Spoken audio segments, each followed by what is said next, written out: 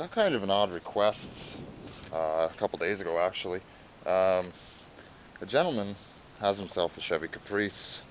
He doesn't seem to know how to change his side marker lights and his front bumper parking lights.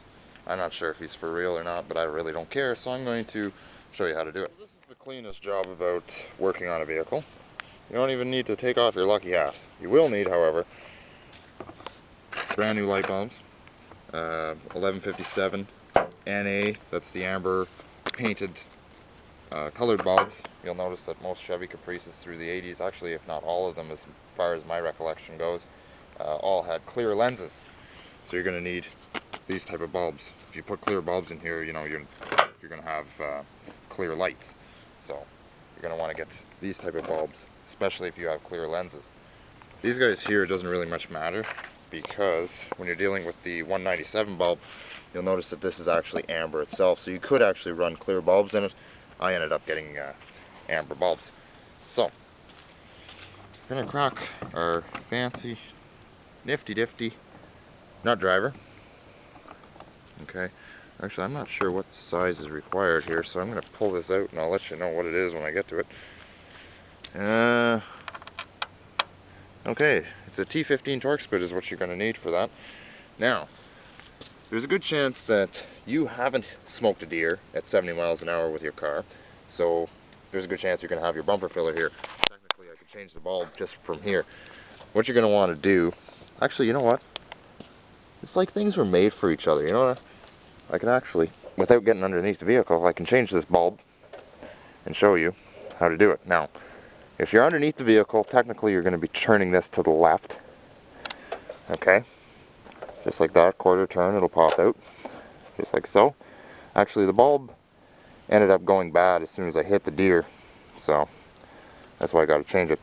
So now what I'm going to do is push down on the bulb and turn it to the left, counterclockwise. The bulb comes right out. There you have it. Very straightforward stuff. Now, how many doofuses does it take to change the light bulb? I don't know.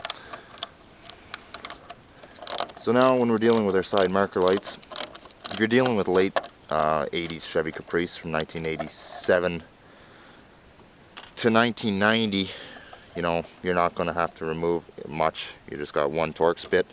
If you're dealing with 86 and before, you're going to have to remove the entire bezel to change the lamp. Okay, so very straightforward. There you have it. And same deal. Twist the socket counterclockwise, quarter turn. There you go. And it's just a simple pull-out. 197 bulb. These type of bulbs are the same as what's inside your instrument cluster panel for all your, I call them idiot lights. Your oil choke, brake light, charge light, whatever. So, with that being done now, we set that aside. That's our old bulb. We don't need him no more.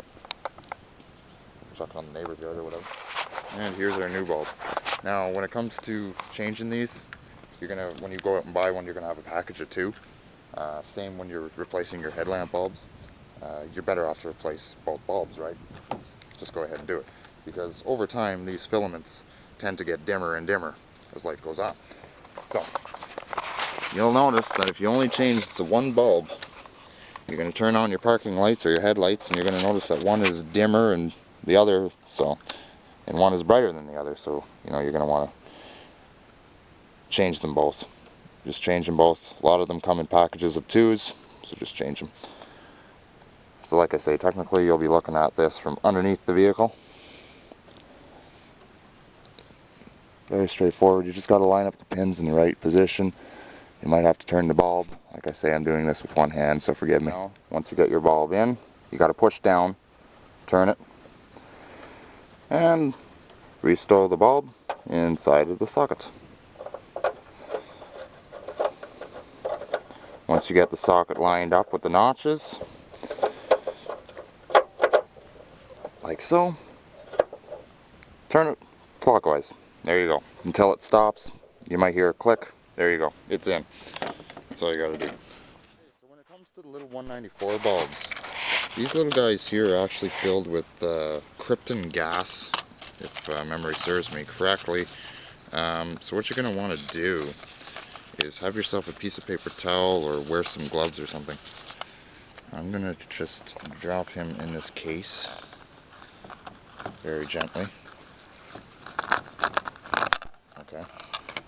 I'm going to take my piece of paper towel now.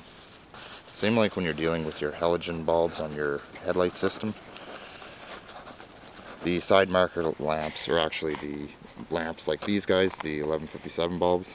Go ahead and handle those with your bare hands. They're not going to hurt it. But these guys here, handle them with care. They are filled with gas.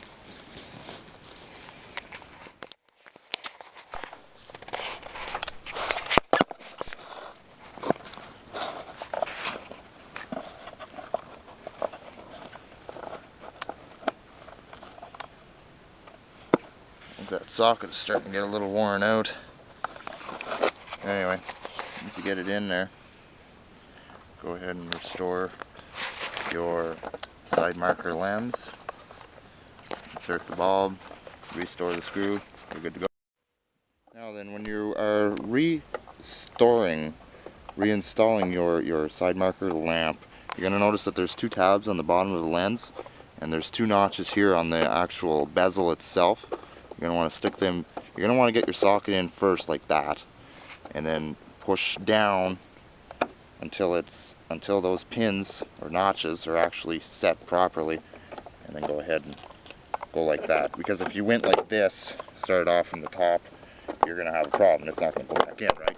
So you'll never get it in like that. So you got to start from the bottom first, get your socket in there, line it up just like so. Get your screw, tighten it down, don't over tighten it, and you're back on the road again.